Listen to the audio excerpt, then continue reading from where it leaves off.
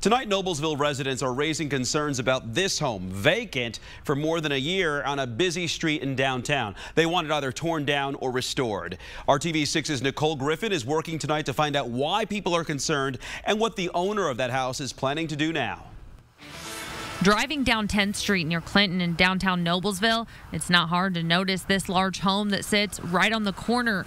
Each window boarded up and parts of the home falling apart. Such an eyesore when you walk by here, and it's just nothing's ever changed. It's been like this for a couple of years now. Devin Kraft says it's time for a change. He started a conversation on the Noblesville Town Chatter page asking what's next for the home. I mean, beauty is in the eye of the beholder. A lot of people look at this house and they see, asbestos siding and boarded up windows and a porch that looks like it's leaning, and they think it's beyond hope. Mike Corbett is with the Noblesville Preservation Alliance, a nonprofit that advocates for keeping historic properties intact.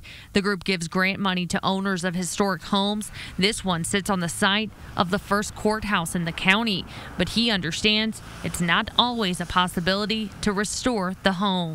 This one is a good example of something that needs much more than a facade grant. So we understand that there are financial considerations that the owners have to take into account, and we don't believe that we have all the answers. I talked to the owner, who tells me there are plans in place that are in the works right now to put a new housing development right here on this property. Those plans not quite finalized just yet, but he has boarded up the windows as requested by the city to keep people out of the home. The owner did not want to do an interview, but says plans should be ready within the next 60 days. Right now, he's doing what he can to keep the yard mowed and trees trimmed. He says projects like the one he's planning take time. Nicole Griffin, RTV6. Well, we wanted to know how many abandoned homes there are in Noblesville, but the city does not keep a list.